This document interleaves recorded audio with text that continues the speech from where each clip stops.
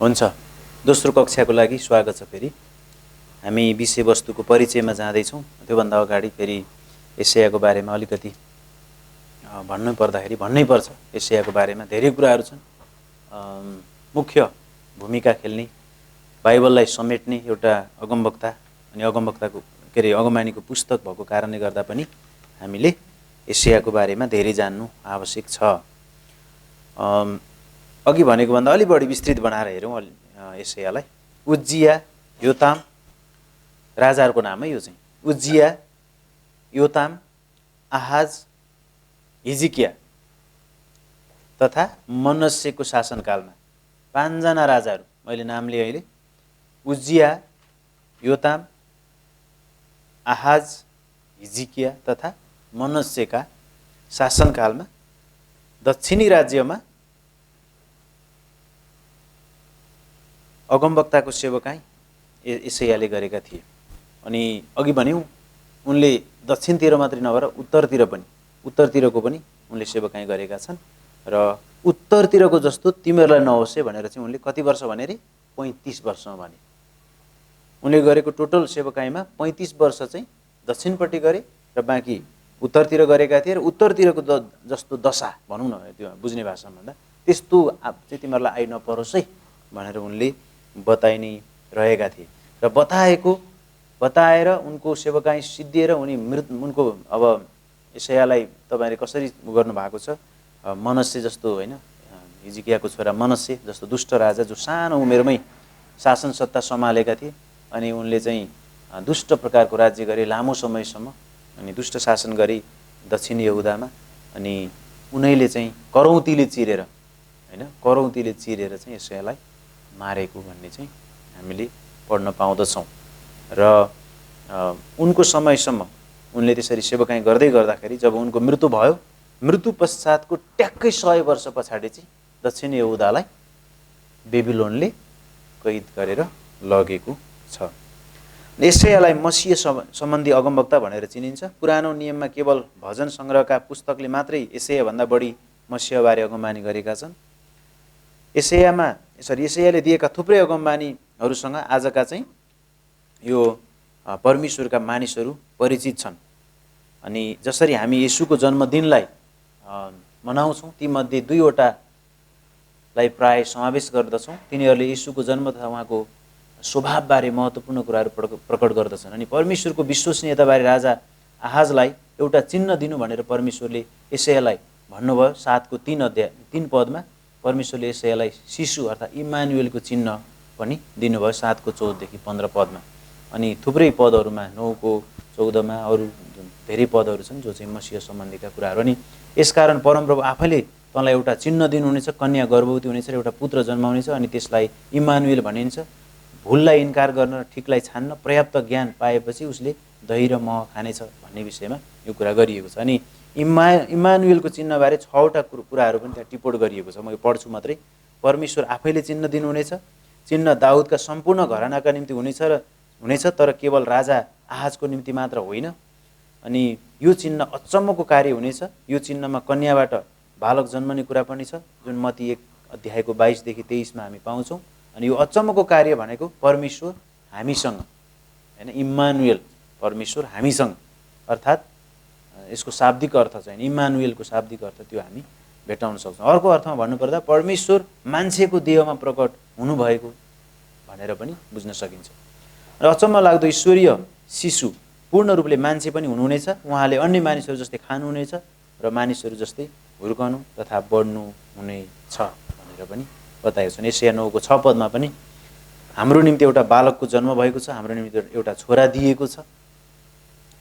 अनि शासन उहाँको काँधमा, उहाँ अचम्मको सल्लाहकार, सर्वशक्तिमान परमेश्वर, सनातनका पिता, शान्तिका राजकुमार भनिनुहुनेछ। यी कुराहरू चाहिँ हामी एशियामा धेरै कुराहरू पाउँदछौँ। अनि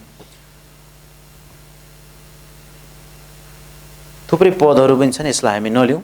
एशियाको भविष्यवाणी अनुसार नयाँ करारमा ठ्याक्कै भएका अरू थुप्रै कुराहरू छन्। यसलाई हामी अहिले पछि पुरानो करारको अगमवक्ताको पुस्तकहरू पढ्दाखेरि विस्तृत रूपमा छलफल गर्नेछौँ। यो हाम्रो सर्वे मात्रै भएको कारणले हामी सबै नहेरौँ, धेरै नै कुराहरू छन्। र बाँकी अब हामी विषयवस्तुको सारांशबाट हेर्नेछौँ।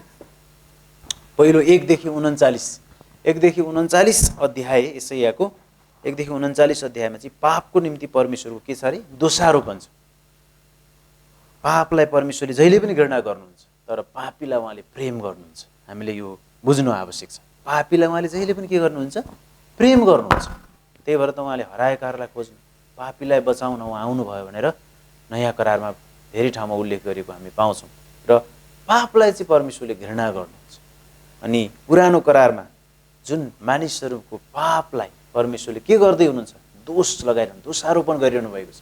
पापलाई इङ्गित गरेर दोष लगाइराख्नु भएको छ। यो कुरा चाहिँ यशायाको पहिलो खण्डले बताउँदछ। 1 देखि 39 अध्यायले परमेश्वरलाई अवहेलना गरी विभिन्न पापहरू गरेकोमा यशायाले यहुदालाई दोष्याएका छन्।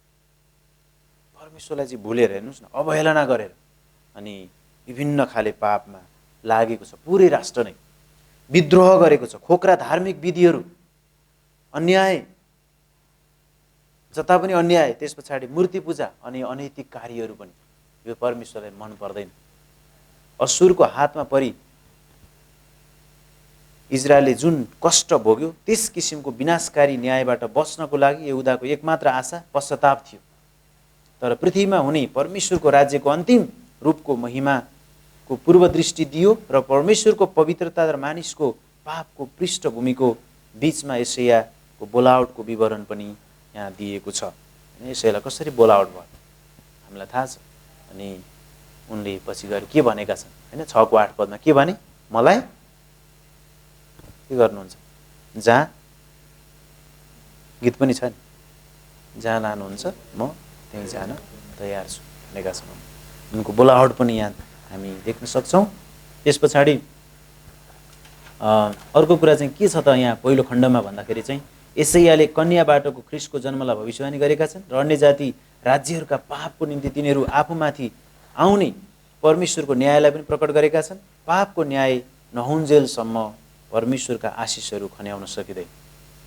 पापको न्याय नगरुन्जेलसम्म, होइन, पापको न्याय हुनैपर्छ। पापको न्याय नहुन्जेलसम्म परमेश्वरका आशिषहरूलाई खन्याउन सकिँदैन। तब मात्र व्यक्तिहरू राज्यहरूलाई आशिष दिनको लागि परमेश्वर खुल्ला हुनुहुन्छ।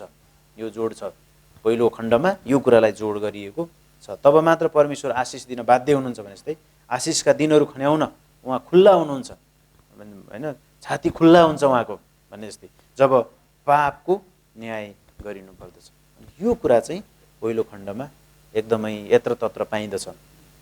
हिजकिया राजा भएका समयमा असुरको हातबाट यहुदालाई छुटकारा गर्नुहुने परमेश्वरको कामको विवरण साथ पहिलो भाग समाप्त हुन्छ।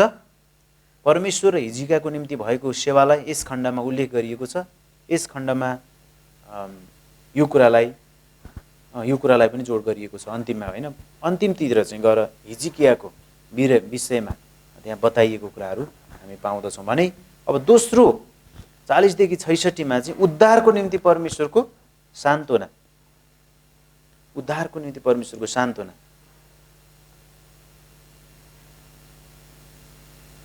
जसरी पहिलो खण्डले परमेश्वरको दण्डलाई, पापको निम्ति परमेश्वरको दण्डलाई जोड दिन्छ भने 40 देखि 66 अध्यायले मसीहमा प्रकट भएको परमेश्वरको महिमालाई जोड दिन्छन्। जुन मसीहले परमेश्वरको उद्धारको योजनालाई पुरा गर्नुहुन्छ। मानिस आफ्ना पाप समस्यालाई समाधान गर्न सक्षम छैन। मानिस आफ्नो पाप, आफ्नो समस्या समाधान गर्नको निम्ति सक्षम छैन। मान्छेले हुने गरेर हुने भएको भए मसीहको आवश्यकतै पर्ने थिएन। त्यसो भएको भएर दोस्रो खण्डले चाहिँ मसीहको आवश्यकता, अब पापको दोष मात्रै होइन, अब समाधान पनि छ। त्यो समाधान मान्छेले गर्न सक्दैन। कसले गर्न सक्छ? मसीहद्वारा। यो कुरा चाहिँ दोस्रो खण्डले जोड दिएको छ, दोस्रो खण्डमा जोड दिएको छ। यसरी कृपा र अनुग्रहमा परमेश्वरले मुक्तिदाता जुटाउनु हुनेछ।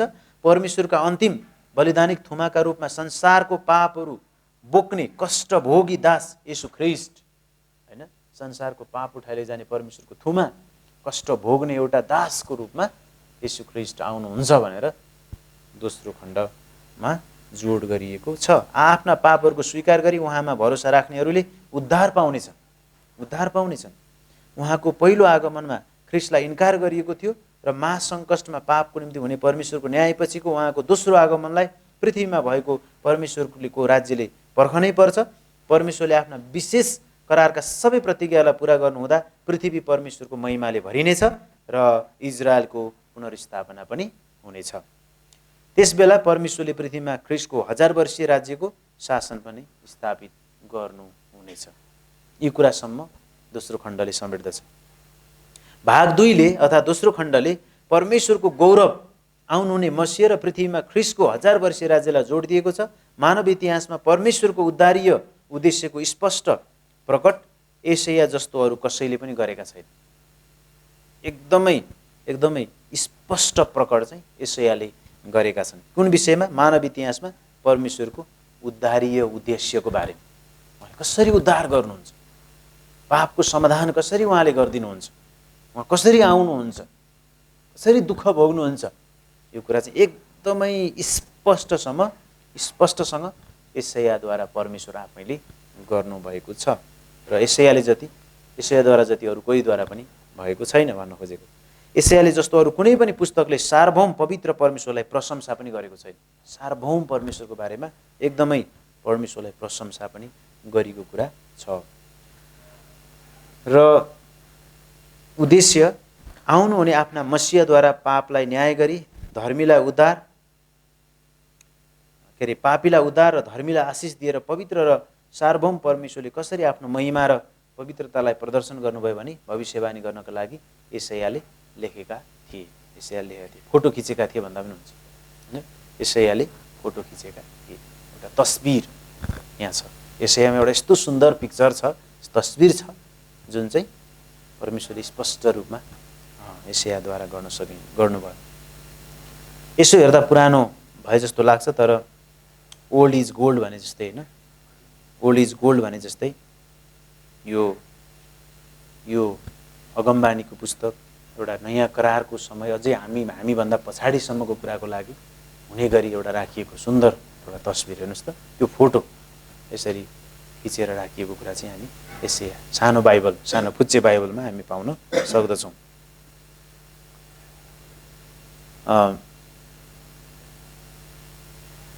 कतिचोटि हामीलाई लाग्न सक्छ कुनै फोटो हेर्दाखेरि, जस्तो यो फोटो मैले किन ल्याएँ भने यहाँ एउटा मैले टिपेको छु। जस्तो पहिलाको फोटो हेर्दाखेरि हामीलाई लाग्छ नि, ओहो म यस्तो फुच्चे थिएँ, यस्तो कलकलाउँदो मेरो उमेर थियो है, अहिले चाउरी पर्यो, यताउति पोटिलो रापिलो तापिलो गालाबाट रगत चुइएला जस्तो त्यस्तो थिएँ। अहिले त यस्तो भने जस्तो लाग्छ क्या पहिलाको हेर्दै जाँदा। अहिले तपाईँहरू कतिजनाले त्यस्तो नलाग्ला, अलि पछि हेर्नुभयो भने जवानहरूले त्यस्तो लाग्छ। अब हुन त हामी पनि अब जवानै जस्तो लाग्छ, तर अधवैँसीतिर प्रवेश गर्न थालिसक्यौँ। त्यसो भएको भएर अनि त्यस्तो लाग्छ।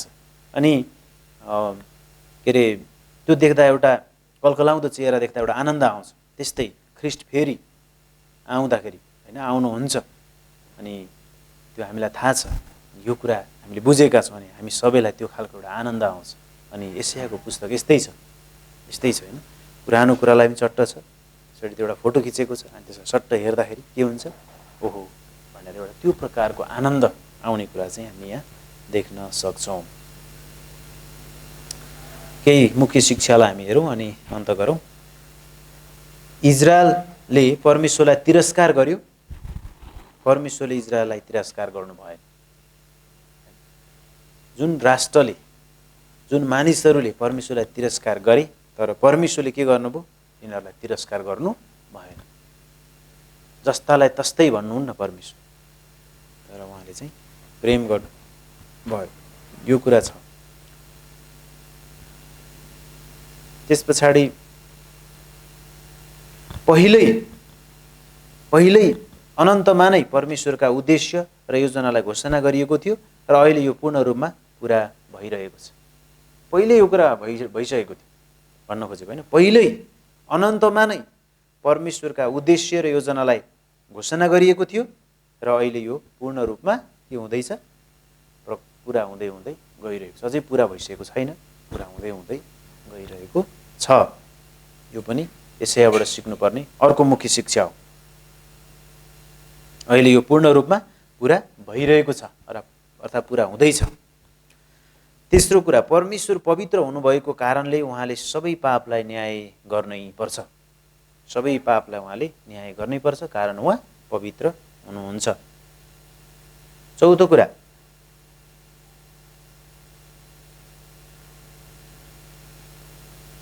मसीह प्रभु परमप्रभुका पापरहित कष्टदायी दास हुनुहुन्छ, कष्टभागी दास हुनुहुन्छ। मसीह परमप्रभुका पापरहित कष्टभागी दास हुनुहुन्छ, जसले उद्धारलाई प्रभावकारी बनाउनका लागि सम्पूर्ण मानिसहरूका पापलाई बोक्नु हुनेछ। सम्पूर्ण मानिसहरूका पापलाई बोक्नु हुनेछ।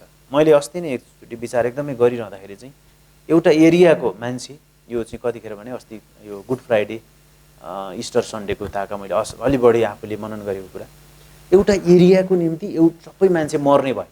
मैले मूलपानीमा बसेर त्यहाँ सोच्दै थिएँ, मूलपानी एरियाका सबै 20-30 हजार कति मान्छे जम्मै मर्ने भयो।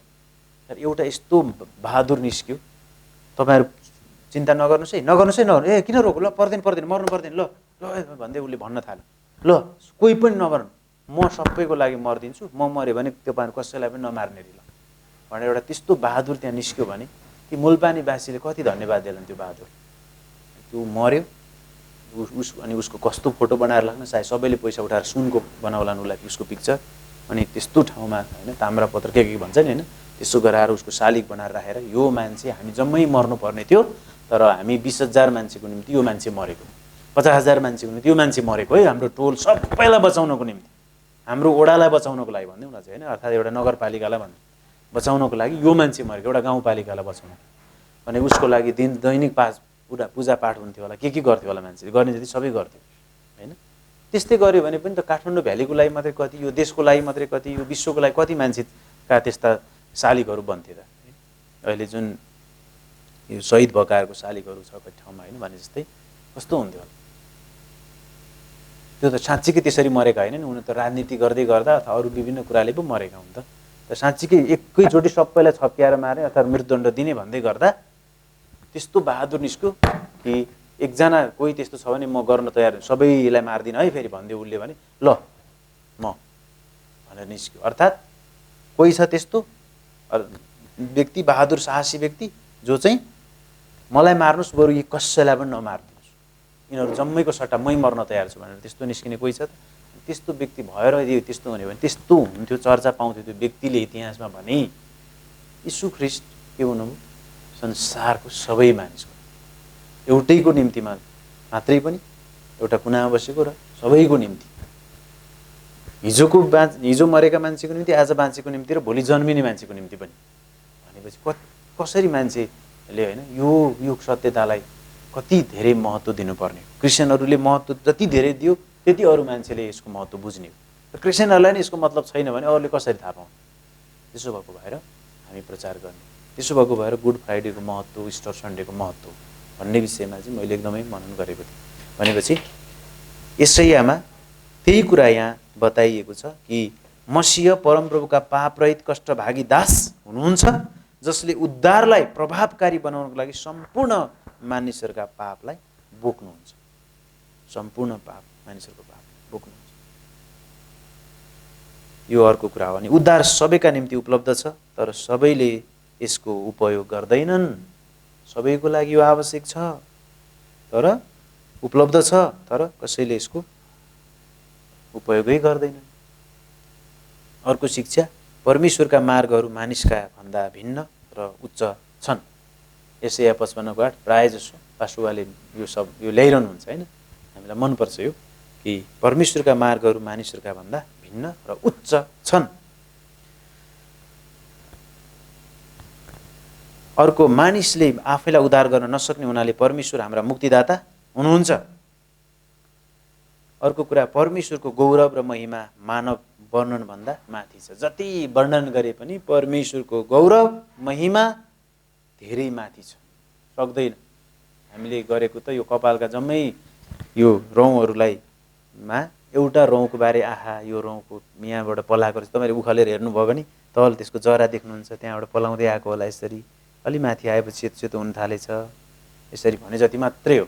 अरू जम्मै रौँको बारेमा हामी भन्नै सक्छौँ भने जस्तो त्योभन्दा पनि धेरै चाहिँ परमेश्वरको बारे कसैले पनि उहाँको गौरव र महिमालाई वर्णन गर्न सक्दैन, त्यति धेरै छ। यी कुराहरू चाहिँ हामीले मुख्य शिक्षाको रूपमा हेर्न सक्छौँ। र हामी यिर्मियातिर लागौँ।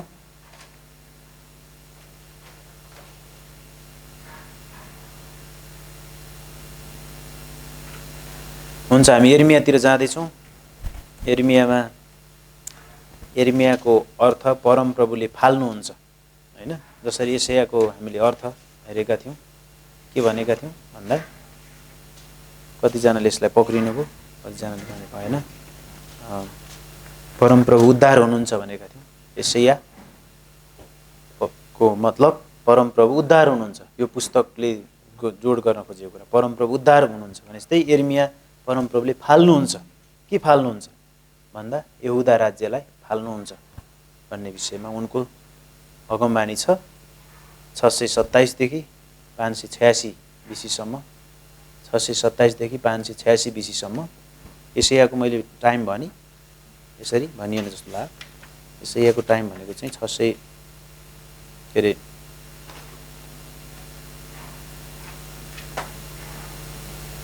भन्यौँ हामीले 600। अनि यसको बनावटको कुरा गर्दा 52 अध्यायहरू, यिर्मियामा 52 अध्यायहरू छन् र 4वटा मुख्य विभाजनहरू छन्। यिर्मियामा चाहिँ 52वटा अध्यायहरू छन् र 4 मुख्य विभाजनहरू छन्।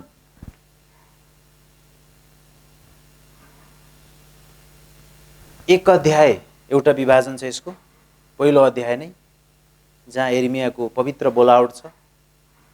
तपाईले पढ्दै गर्दा साह्रै मजा आउँछ। त्यहाँ उनले भन्छन् उनी सानै भए जस्तो कुरा होइन, बोल्नै जान्दिनँ भन्ने कुराहरू, थुप्रै कुराहरू होइन। अनि ती कुराहरू हामी यिर्मियाको पहिलो अध्यायमा भेट्टाउँदछौँ। यो यिर्मियाको पवित्र बोलावट एक अध्यायमा, अनि 2 देखि 45 अध्याय अर्को बनावट के अरे अर्को भाग यहुदा विरुद्ध यिर्मियाका 12वटा उपदेशहरू छन् यहाँनेरि। उनले विशेष गरी कुन देशको लागि कतापट्टि सेवकाई गरे भन्दा यहुदाको, दक्षिणी यहुदामा है। त्यसो भएको भएर उत्तर त छँदै छैन, यतिखेर गइसक्यो, त्यही भएर दक्षिण भनेर भन्नु पर्यो। 627 किनभने कतिमा गएको छ 722मा, 627 देखि 586 उनको समय हो। अनि यहुदाको विरुद्धमा यिर्मियाको 12वटा उपदेशहरू चाहिँ हामी 2 देखि 45 अध्यायमा पाउन सक्छौँ। त्यहाँ चाहिँ उनले यहुदाको प्रत्युत्तर, यहुदीहरूको पुनर्स्थापना, नयाँ करारको कुरा गरेका छन्। नयाँ करार, यरुसलेमको पतन, अनि बेहरुवामा चाहिँ पत्र जलाइएको कुराहरू, बारुक सचिव भएको कुरा, मिश्रमा सेवा, यी कुराहरू चाहिँ त्यहाँनेरि छन् यी अध्यायहरूमा। त्यस पछाडि 46 देखि 51 अध्याय चाहिँ अर्को विभाजन हो, अर्को भाग हो।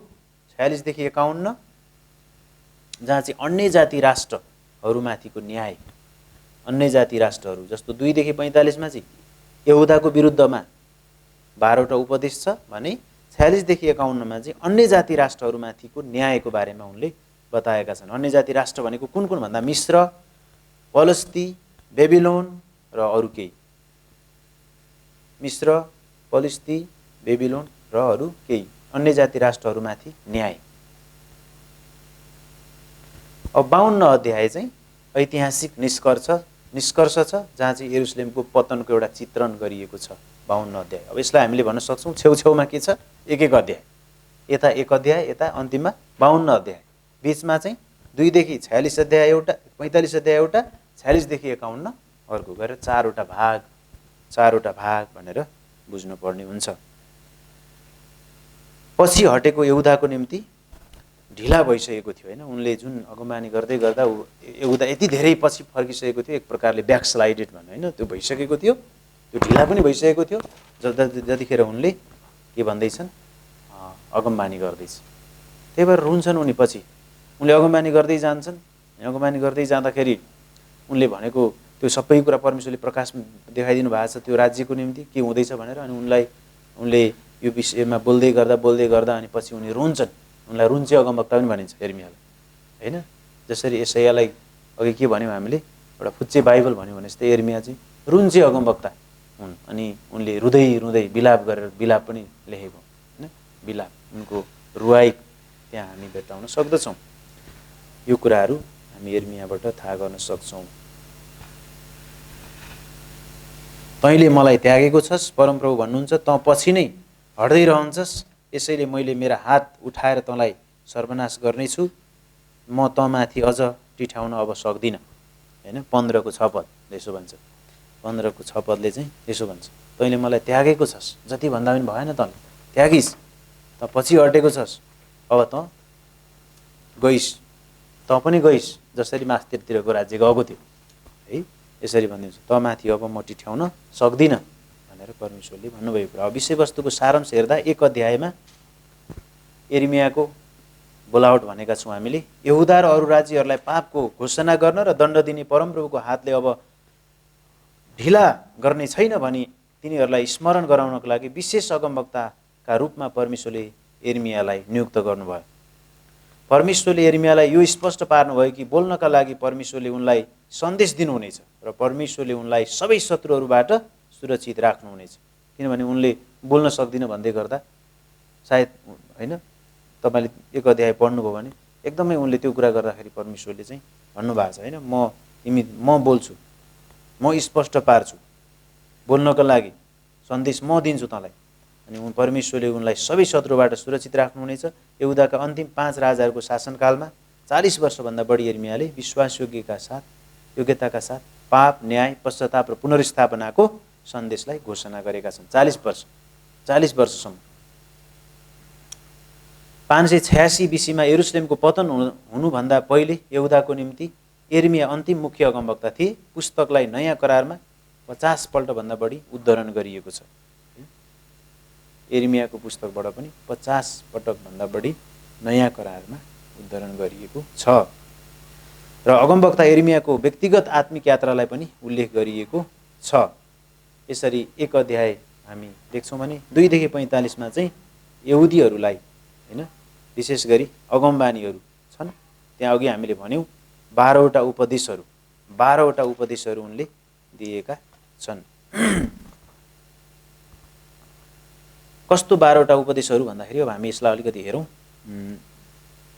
यिर्मयाले यहुदाको विश्वास त्याग र ती पापहरूबाट पश्चाताप गर्ने बोलावटलाई विश्लेषण गरेका छन्। मानिसहरूले मूर्ति पूजा र अनैतिकताका लागि परमेश्वरलाई त्यागेका थिए र अगुवाहरू, पुजारीहरू, शासकहरू र अगमवक्ताहरू दुष्ट र भ्रष्ट थिए। सबै नै दुष्ट र भ्रष्ट भएका थिए त्यतिखेर र मानिसहरूलाई गल्ती बाटोमा लगाएका थिए। अगुवाहरूले नि त्यस्तो गराएका थिए, पुजारीहरूले नि त्यस्तो गराइरहेका थिए हैन, गलत बाटोमा डोराइरहेका थिए। यहुदाले घरिघरि परमेश्वरको करारलाई भङ्ग गरेको थियो र परमेश्वरको अनुशासनलाई तिरस्कार गरेको थियो। वास्तवमा यहुदा इजरायलको भन्दा पनि ठुलो पापको दोषी थियो, किनकि यहुदाले इजरायलमाथि आएको न्यायबाट पाठ सिक्नु पर्थ्यो। हेर्नुहोस् है, अब किन झन् बढी दोषी भयो त? हुन त त्यहाँका यतापट्टि मास्तिरपट्टि एकजना पनि असल थिएनन् राजाहरू। त्यहाँ कतिजना थिए? 8 जना थिए हैन। 8 जना असल थिए, राम्रै थियो, सबै कुरा थियो। परमेश्वरले अलि पछि पनि उसलाई न्याय गर्नुभयो। पहिलो असुर पठाएर जसरी उत्तरको गर्नुभयो, धेरै समय उहाँले राख्नुभएको। अनि एउटा ठुलो पाठ सिक्नुपर्ने थियो उनीहरूले माथिल्लो राज्यबाट, अर्थात् उत्तरी इजरायलबाट। तर त्यो देखि झन् हैन, जान्नेले बढी पाप गर्छ भने जस्तो देखि नै उनीहरूले चाहिँ परमेश्वरलाई झन् क्रोधित तुल्याउने काम गरेका छन्। अनि फर्क यिर्मयामा तपाईँले पढ्नु भने फर्क भने। अनि मैले यिर्मयाको पुस्तक पढ्दै गर्दा सायद 1-2 वर्ष अगाडि चाहिँ बढी त्यो फर्क भन्ने सुनेर चाहिँ एउटा गीत पनि बनाएको थिएँ हैन। अनि अहिले पनि एउटा हामी सबैलाई काम लाग्छ, फर्क विश्वासी येशूतिरै आउन, मुक्ति उद्धार पाइसक्यो अन्त नधाउन भनेर हैन। अनि त्यसको एउटा लेखेको थिएँ, गाउने चाहिँ कसले थाहा छैन, अलिअलि त मैले पनि गाएँ हैन। फर्क विश्वासी येशूतिरै आउन, मुक्ति उद्धार पाइसक्यो अन्त नधाउन भनेर। अनि यही प्रकारले यहुदाका मानिसहरूलाई थाहा छ सबै कुरा, यो भनेको यसो गर्यो भने परमेश्वर क्रोधित हुनुहुन्छ भनेर पनि थाहा छ। विश्वासीलाई पनि थाहा छ, जानी पाप गर्ने मानिस थाहा भई थाहा नभएर गरे त परमेश्वरले पनि त क्षमा दिनुहुन्छ नि त। तर थाहा भइदाइ गरेको भने प्रभु हेर्नु न, यस्तो पऱ्यो एकछिन चाहिँ त्यो बाइबल यता राख्छु अनि उसलाई पिट्छु भने जस्तै होइन। अर्थात् यसो गर्छु अनि त्यो के भयो, बाइबल यता राखेर के हो भने त भित्रै त्यस्तो गरेपछि सकियो भने बाइबललाई ठुलो बनाएर भएन नि त। यो खालको मनस्थिति होइन। विश्वासीहरूले पनि कतिपल्ट यस्तै गर्छन्, भन्न त भनेको छ, तर अब के गर्नु, नगरी भएन भन्दै अलिअलि लुट्ने, अलिअलि धुत्ने, अलिअलि बोल्ने, अलिअलि गाना गर्ने, अलिअलि गर्दै त हुने होइन। अनि प्रभु के भन्नुहुन्छ त भन्दा यहुदामा यही भएको थियो। अनि अझै अनैतिकतातिर, अझै खराब मूर्ति पूजातिर जाँदै गर्दा परमेश्वर के भनिरहनु भएको छ? परमेश्वर एकैचोटि न्याय गर्नुहुन्न, उहाँले फर्क आऊ अगमवक्ता पठाइरहनु भएको छ, आऊ फर्क, फेरि पुनर्स्थापनाको लागि सन्देश दिइरहेछ। अनि त्यति गर्दा पनि नभइसकेपछि ल त जाऊ जाऊ आऊ आऊ होइन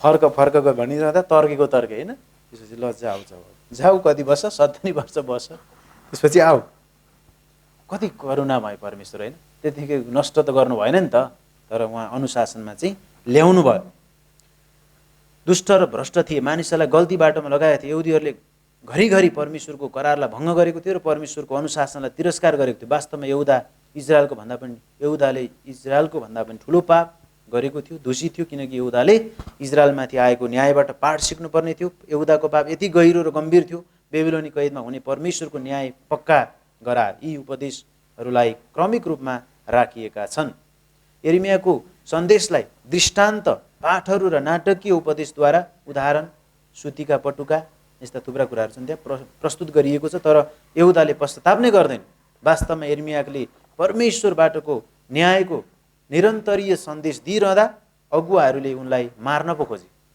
यिर्मियाले भनिरहँदा त अझै अगुवाहरू मिलेर त यो बढी बोल्छ बगबगे अर्थात् होइन यो रुन्चे भनेर पनि उनलाई मार्न खोजे तर आफूले प्रतिज्ञा गर्नुभयो चाहिँ परमेश्वरले उनलाई सुरक्षा गर्नुभयो किनभने पहिले भन्नुभएको थियो के अध्यायमा डराइरहेका थियौ उनी अनि तर परमेश्वरले प्रतिज्ञा गर्नुभयो तिमीलाई म सुरक्षा गर्छु अनि सुरक्षा दिनुभयो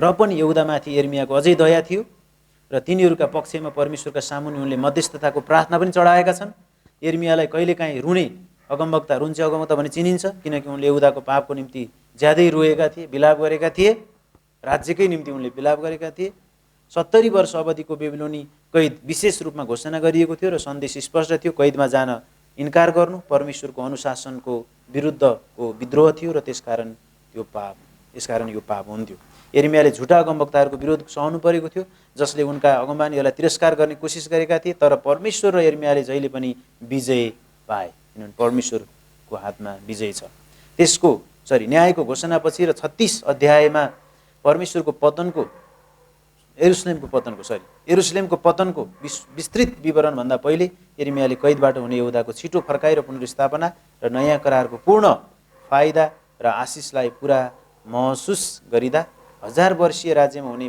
पुनर्मिलन र पुनर्स्थापनाको विवरणको भविष्यवाणी पनि अलिकति गरेका छन् त्यस पछाडि अरू राष्ट्रमाथिको न्यायलाई हामी हेरौँ 46 देखि 51 मा तेस्रो खण्ड हो यो चाहिँ 46 देखि 51 यस खण्डमा यिर्मियाले स्पष्ट पारेका छन् कि परमेश्वर केवल यहुदीहरूका मात्र न्यायकर्ता हुनुहुन्न अब आफ्नो जातिलाई मात्रै खाली न्याय तारो बनाएर बस्नु हुँदो रहेछ परमेश्वर कतिखेर के गर्छ भनेर कहिलेकाहीँ यस्तो हुन्छ नि मेरै छोराले मलाई भन्दै थियो मैले उसलाई घरमा आएपछि अलि बढी मोबाइल हेर्नपट्टि लाग्ने अनि मोबाइल हेर्न लागिरहँदाखेरि चाहिँ बाबु पढ होमवर्क गर अथवा पढ भन्ने भन्छु अनि म अलिकति यस्तो दायाँ बायाँ लाए जस्तो गर्छु अनि उसले हस् भन्छ 1 मिनट भन्छु जहिले पनि 1 मिनट भनेको चाहिँ उसको कति हो त थाहा हुँदो रहेछ होइन 1 मिनट भने त 60 सेकेन्डमा सकिन्छ नि भन्नु मैले भनिरहेको छु उसलाई अनि 1 मिनटै बाबा भन्छ 1 मिनट भन्छ 60 सेकेन्ड गइसक्यो हुन्छ मैले अर्को मिनट अहिले 2 मिनट भयो तिमीले 1 मिनट भनेको थियो मैले 2 मिनट अर्को 1 मिनट तिमीलाई ग्रेस गरिसक्यो भने छैन 1 मिनट त भएकै छैन भन्छ उसले 1 घन्टा भन्न खोज्यो कि होइन त्यसपछि अनि मैले फेरि ल अब लास्ट 1 मिनट है भनेर यतापट्टि लाग्दै गर्दा भइरहेको कुरा मैले तपाईँलाई बताएको अनि लाग्दाखेरि अनि फेरि यो बाबाले खालि मलाई मात्रै हेरिरहनु हुँदो रहेछ भन्छ क्या उसले प्राप्ति पनि त पढाएको छैन भनेर अनि उतातिर भन्न थाल्छु मैले यो किन भनेको भन्दा कहिलेकाहीँ हामीलाई कस्तो लाग्छ भने परमेश्वर चाहिँ खालि अन्त चाहिँ हेर्नु हुँदो रहेछ खालि मलाई मात्रै तारो बनाएर हेरिनु हुँदो रहेछ म कतिखेर चुक्छु म कतिखेर राम्रो गर्छु यस्तो खालको कहिलेकाहीँ त्यो खालको बुझाइ होइन किनभने परमेश्वर सबैलाई यहाँ 46 देखि 51 मा चाहिँ यही कुरा छ कि यिर्मियाले स्पष्ट पारेको छ परमेश्वर केवल यहुदीहरूको मात्र न्यायकर्ता हुनुहुन्न तर सबै राज्यहरूको न्यायकर्ता हुनुहुन्छ यस कुराको सङ्केत दिनको लागि पापको निम्ति भएको राज्यहरूमाथिको सामान्य न्यायलाई घोषणा गरिएको छ कि परमेश्वरले आफ्नै स्तर अनुसार नै सबै मानिसहरू राज्यहरूलाई न्याय गर्नुहुन्छ यहुदाका पापहरूको विरुद्धको न्यायको हतियारको रूपमा बेबिलोनलाई परमेश्वरद्वारा प्रयोग गरिएको भए तापनि बेबिलोनको आफ्नै दुष्टताको निम्ति पनि उहाँले न्याय गर्नुभएको छ बेबिलोनलाई पनि न्याय गर्नुभएको छ अर्को राज्य ल्याउनु भएको छ परमेश्वर त त्यो एउटा काम मात्रै गरेर बसिरहनु हुन्न नि त उहाँ त सर्वज्ञानी सर्वव्यापी अन्तर्यामी सार्वभौम सबैतिर उहाँले त्यो गरिराख्नु भएको छ एउटा सानो समुद्रभन्दा मुनिको त्यो वस्तुलाई पनि उहाँले सञ्चालन गरिरहनु भएको छ समुद्र माथिकोलाई पनि जङ्गललाई पनि भ्याउनु भएको छ उडेकोलाई पनि भ्याउनु भएको छ गुडेकोलाई पनि भ्याउनु भएको छ सबैतिर उहाँले हरेक कुरा उहाँको हातमा छ, उहाँद्वारा निर्देशित छ, नियन्त्रित छ भन्ने कुरा चाहिँ हामी देख्न सक्छौँ। भने अन्तिम 52 अध्याय चाहिँ निष्कर्ष हो, ऐतिहासिक निष्कर्ष छ। यहाँनिर छोटो छ तर ऐतिहासिक निष्कर्ष छ। 52 अध्याय पुस्तकको लागि ऐतिहासिक उपसंहार हो, जसले दोस्रो राजा 24 अध्यायको 18 देखि 25 को 30 लाई पुनः उल्लेख गर्दछ। जस्ताको तस्तै यहाँ उल्लेख गरिएको छ। दोस्रो राजा 24 अध्यायको 18 देखि 25 अध्यायको 30 लाई जस्ताको तस्तै पुनः त्यहाँ उल्लेख गरिएको छ। यसले के भन्न खोजेको छ त भन्दा यसले यरुशलेमको पतनको विस्तृत जानकारी दिन्छ। अब यरुशलेम पनि पूर्ण रूपमा पतन, त्यसको बारेमा विस्तृत जानकारी छ। परमेश्वरको न्यायको वास्तविकतालाई पक्का गर्ने र चित्रण गर्ने यो एक तरिका हो। यसरी 52 अध्याय टुङ्गिएको छ। यरुशलेमको पतन, दक्षिण यहुदाको राजधानी यरुशलेम अनि यरुशलेम सहरको विनाश, पतनको विषयमा यसले बताउँदछ। अब मुख्य विषयवस्तुको उद्देश्य, यसलाई हामी एक दुई लाइनमा हेरौँ। यिर्मयाले परमेश्वरको न्यायको चेतावनीको सन्देश पछि हटेको यहुदाको लागि विश्वासयोग्य साथ, पछि हटेको यहुदाको निम्ति विश्वासयोग्य साथ उल्लेख गरेका छन् कि घरिघरि दोहोरिएको पश्चाताप नभएको पापको कारण ढिला भइसकेको छ, पश्चाताप नगरेको पापको निम्ति ढिला भइसकेको छ र बेबिलोनी कैद अनिवार्य छ। बेबिलोनी कैद अनिवार्य छ। यो कुरा चाहिँ मुख्य उद्देश्यको रूपमा छ। जस्तो म जाँड नखाइ सक्दै, म व्यभिचार नगरी सक्दिनँ। कसैले भन्छ भने ठिक छ, आज व्यभिचार गर, भोलि व्यभिचार गर, तर कम गर। आज रक्सी खा, भोलि खा। त परमेश्वरले आज टक्कै छोडेको राम्रो, तर कम गर्दै लैजा, अनि त्यस पछाडि पूर्ण रूपमा तपाईँ बन्द गरी, त्यो सम्भव छ। परमेश्वर पनि पर्खिनुहुन्छ। तर आज 1 गिलास, अब प्रभु हेर्नु नखानु त पर्ने थियो, फेरि अरू 1.5 गिलास, फेरि 2 गिलास, 3 गिलास, अनि हुँदा अलिअलि चुरोट पनि, अनि त्यसपछि गाह्रो हुँदै गयो, अनि बिरामी भयो, अनि प्रार्थना गरिदिनु भन्ने विषय आयो भने के काम? उसले जानी गर्दैछ। त्यही हो क्या, जानी गऱ्यो भने त्यही। अनि अरू एउटा मान्छे, निर्दोष मान्छेको बरु प्रार्थना सुनिन्छ, त्यहाँ आश्चर्य काम पनि हुन्छ। यो प्रष्ट हो। किन प्रष्ट हो भने उसको लागि अनि ओहो यस्तो परमेश्वर हुन्छ, उसले पछि भन्न सक्छ, गवाई दिन सक्छ प्रभुको विषयमा। तर विश्वासीको लागि त्यो कुरा सम्भव छैन। किन छैन? थेत्तरो भयो, पैतालामा जति चिमटे पनि दुख्दैन, होइन? थेत्तरो भयो, अनि आज गर्छ, भोलि गर्छ, प्रभुले भनेको छ, क्षमा पनि त छ नि, अनुग्रह पनि छ नि, फेरि गर्छ, अनि उसलाई रोग लाग्न थाल्छ। अनि त्यस पछाडि त्यो रोगबाट प्रभुले फेरि निको पारिदिनुहुन्छ। साँच्चै नै ऊ भित्रदेखि पश्चातापी बन्छ होला, निको होला, सब कुरा ठिक छ। अनि फेरि बिस्तारै गर्दै ल बाबु अब चाहिँ भयो, सकिएन, तिमीलाई यहाँ बसेर बेइज्जतै गरे, आऊ बरु माथि भनेर लानुहुन्छ। त्यो लगेको नरक लगाए त होइन, तर चिठी लगेको अनुशासन क्या, त्यो कैदमा पठाइदिए जस्तो। फर्केर आइँदैन, अब गएपछि सक्यो। उतै हो, पछि 1000 वर्षमा आइन्छ। प्रयोगात्मक सन्देश भनेको अर्थात् हामीले यसबाट लिने सन्देश, कुनै व्यक्ति वा राज्यले पाप गर्दै जाँदा पश्चाताप गर्ने ढिला भइसक्ने भने चाहिँ यो पश्चाताप ढिला भइसक्ने र परमेश्वरको अनुशासित न्याय रहिरहन नसक्ने सम्भावना छ। यही बुझ्नु पर्यो। मैले अहिले दिएको उदाहरण चाहिँ यही हो। कहिलेकाहीँ ढिलो भइसक्छ, थेत्तरो हुँदाहुँदै ढिलो भइसक्छ। अनि यहाँ चाहिँ बाबुआमा जानुपर्ने ठाउँमा छोराछोरी गइसकेका हुनसक्छ, जान सक्छन्। सानो बच्चाहरूलाई टुरो बनाइसकेका हुन सक्छन् हाम्रो संसारिक भाषामा हेर्दा। तर परमेश्वरले जे गर्नुभएको छ ठिकै गर्नुभएको छ, भित्री रहस्य उहाँलाई थाहा छ। यी कुराहरू हुन सक्छन्। मुख्य शिक्षा, परमेश्वरले आफ्नो तरिका र समयमा व्यक्तिगत र सामूहिक पापलाई निश्चय दण्ड दिनुहुनेछ, अर्थात् निश्चय रूपमा त्यसलाई अनुशासनमा ल्याउनुहुन्छ।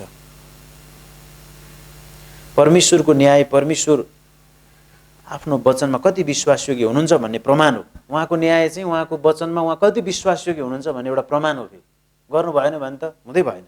त्यसो भएर एउटा प्रमाण हो। उहाँको आशिष पनि त्यही नै प्रमाण हो। उहाँको आशिष पनि त्यही प्रमाण हो। परमेश्वरको न्याय, परमेश्वर आफ्नो वचनमा कति विश्वासयोग्य हुनुहुन्छ भन्ने प्रमाण हो। उहाँको आशिष पनि त्यही नै प्रमाण हो। परमेश्वरमा भरोसा गर्नुको सट्टा जब हामी आफैमा भरोसा गर्छौँ, हामी आत्मिक रूपमा पाखा लाग्छौँ। परमेश्वरमा भरोसा गर्नुको सट्टा जब हामी आफैमा भरोसा गर्छौँ, हामी पाखा लाग्छौँ। निरन्तर गरिएको पापद्वारा परमेश्वरको धैर्य वा सहनशीलतालाई समाप्त हुन सक्छ। परमेश्वरको धैर्य वा सहनशीलता समाप्त हुन सक्छ निरन्तर गर्ने पापले। अर्थात् परमेश्वरको न्यायको हातबाट फर्कनका लागि कुनै व्यक्ति वा मानिसलाई ढिलो भइसक्छ, ढिलो हुन सक्छ। निरन्तरीय पापले परमेश्वरप्रति मानिसको हृदयलाई कठोर पार्छ। पापको निम्ति परमेश्वरको अनुशासनलाई इन्कार गर्नु विद्रोह हो। बुढा यत्रो जाने जाने गर्दा गर्दा जति भन्यो भने यत्रो गरेँ, यत्रो लागेँ, यति वर्ष गरेँ, हुँदा हुँदा अनि पछि गएर परमेश्वरले गर्नुभएको अनुशासनलाई नै इन्कार गर्न थाल्ने, त्यो चाहिँ परमेश्वरलाई विद्रोह गर्नु। अनि आशा परिस्थितिहरू वा मानिसमा भर पर्दैन, तर परमेश्वरको चरित्रमा भर पर्छ। आशा चाहिँ यो एकदम राम्रो छ, यो भनाइ। आशा चाहिँ परिस्थितिहरू वा मानिसमा भर पर्दैन, तर परमेश्वरको चरित्रमा भर पर्छ। आशा। अन्तिम, परमेश्वर आफ्ना प्रतिज्ञाहरूमा जहिले पनि विश्वासयोग्य हुनुहुन्छ, जहिले पनि विश्वासयोग्य हुनुहुन्छ।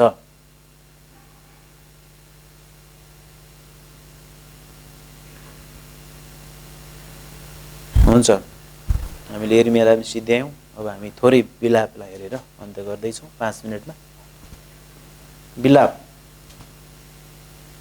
विलाप यरुशलेममाथिको विलाप हो। यो 586 BC-मा जुन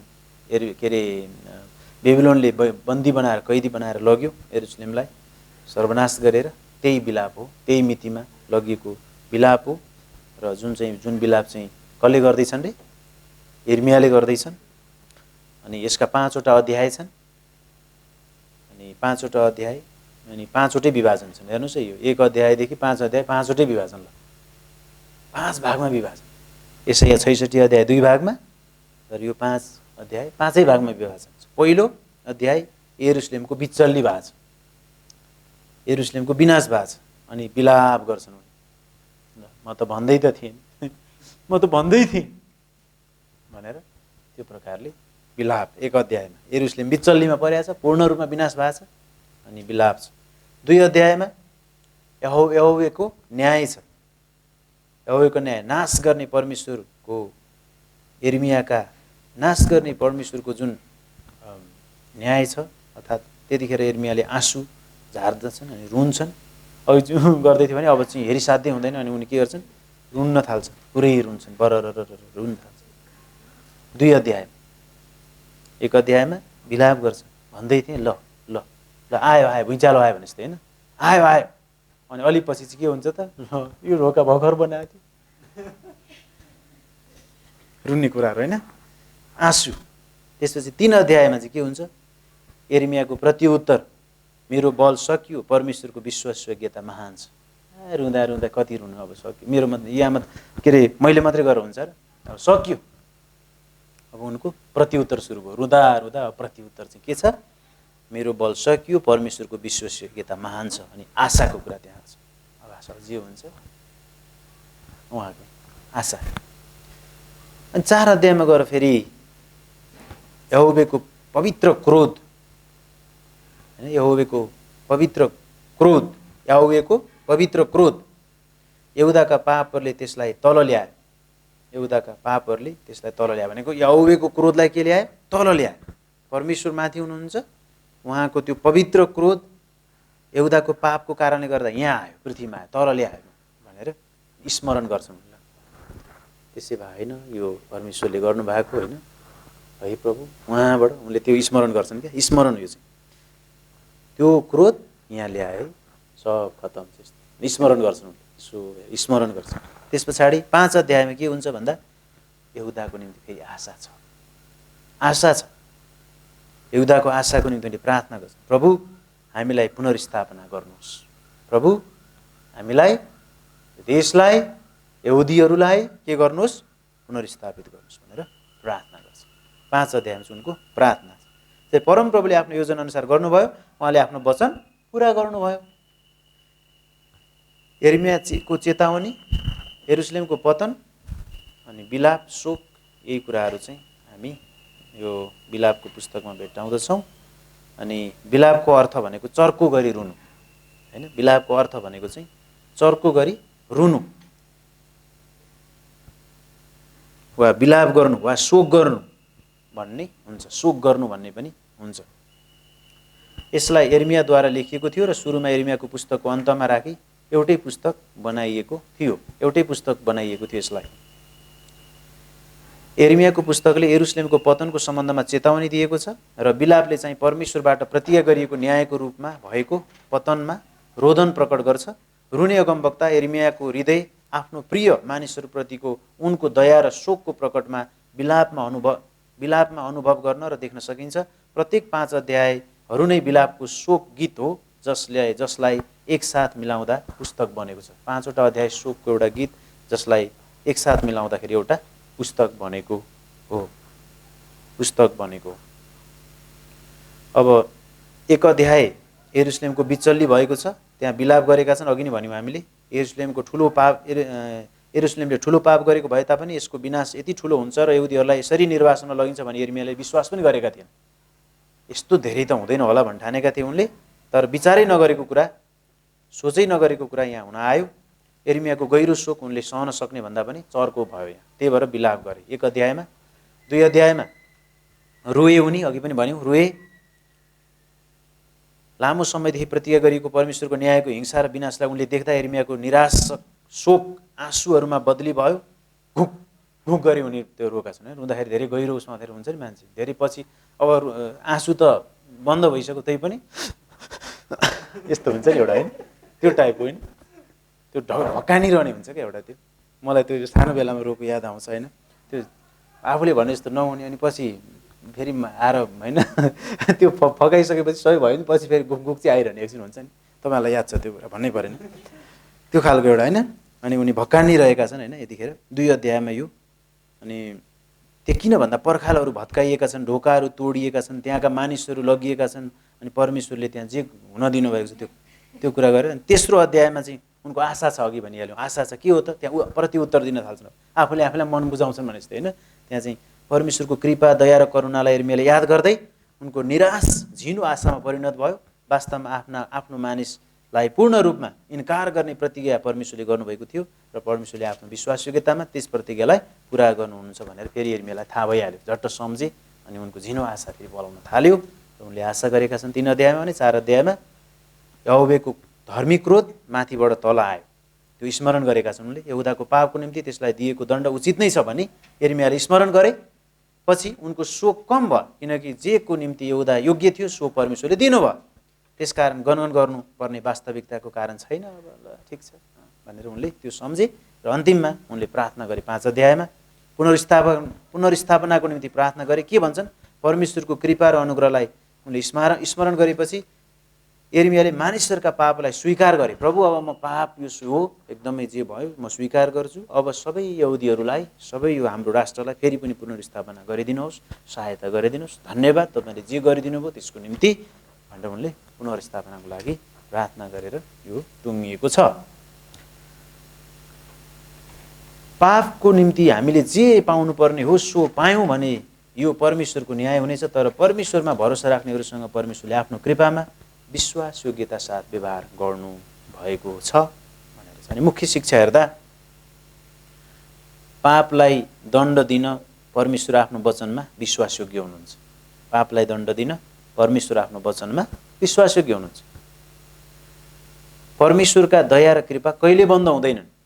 एकछिनलाई त्यहाँ त्यस्तो भए पनि त्यो 70 वर्ष भनेको उहाँको लागि 70 सेकेन्ड जस्तो पनि होइन, होइन, अर्थात् 70 दिन जस्तो। अनि परमेश्वरको दया र कृपा कहिले बन्द हुँदैन, जहाँ लगिए पनि, जहाँ गए पनि भन्न खोजेको। अनि हामीलाई दुःख दिँदा परमेश्वरले त्यसको ख्याल राख्नुहुन्छ। हामीलाई दुःख दिँदाखेरि पनि, हामीलाई दुःख आइपर्दा पनि परमेश्वरले हाम्रो ख्याल गर्नुहुन्छ र सहन नसक्ने गरी भने हिब्रूको पुस्तकमा भने जस्तै हाम्रो प्रधान पुजारी होइन आफै त्योबाट भएर जानुभएको कारणले गर्दा भने जस्तै उहाँले हामीलाई त्यतिखेर पनि ख्याल राख्नुहुन्छ। र अन्तिम चाहिँ छुटकारा, उद्धार र पुनर्स्थापनाको निम्ति भएको हाम्रो आशा परमेश्वरमा मात्र भर पर्नुपर्छ। परमेश्वरमा मात्रै भर पर्नुपर्छ, अरू कुरामा होइन, जेसुकै आइपरे तापनि भन्ने कुरा पनि हामी बुझ्न सक्छौँ। र लगभग हामीले सिद्ध्यायौँ। आजलाई हामी यति नै क्लास गरौँ र केही छुटपुट ओभरभ्यू केही कुराहरू छ भने, नयाँ कुरा जस्तो केही छ भने हामी अर्को क्लासको सुरुमा 5-10 मिनट छलफल गरेर हामी अनि अरू पुस्तकतिर हामी लाग्छौँ। इजिकियल, दानिएललाई हामी सिद्ध्याउँछौँ आउँदो हप्ता। यसो गर्दै अब हामी धेरै क्लास हामीमा बाँकी छैन। र म आज तपाईँहरूलाई भन्न चाहन्छु, अगमवक्तासम्म नआउनुहोस्, तर पञ्चपुस्तकसम्म, ऐतिहासिक पुस्तकदेखि पञ्चपुस्तकसम्मका हामीले के अरे ऐतिहासिक पुस्तकदेखि बुद्धिका, भजनका 5वटा पुस्तकको चाहिँ तपाईँहरूले एउटा टिप्पणी गरेर एउटा रिपोर्ट बनाएर चाहिँ तपाईँले ल्याउनु होला। यो नै तपाईँहरूको यो मिड टर्म इक्जाम हुनेछ। क्वेसन दिएर उत्तर दिनुभन्दा पनि तपाईँले अहिलेसम्म आउँदाखेरि को एउटा हरेक पुस्तकको या त कसरी तपाईँलाई सहज लाग्छ त्यसको एउटा बुझाइको चाहिँ एउटा रिपोर्ट बनाएर तपाईँले कम्तीमा 3 पेज, हैन, छ नि त त्यत्रो 12वटा पुस्तक छ, फेरि त्यहाँ छ, हैन, त्यो भएर कम्तीमा 2 पेज, हैन, बढीमा 3 पेज हुने गरी ल्याउनु होला। अस्ति पनि हामीले 1 पेजको पुरै गरेका थियौँ पञ्चपुस्तकको। त्यति गरेर तपाईँले ल्याउनु होला। यो हप्ताको गृह कार्य तपाईँहरूलाई यही हुनेछ र त्यो चाहिँ मिड टर्मको इक्जाम जस्तै हुनेछ। र हामी अबको लगभग 6वटा जति क्लास, 25 आज हाम्रो क्लास, हैन, 6वटा हाम्रो अबको क्लास भनेको चाहिँ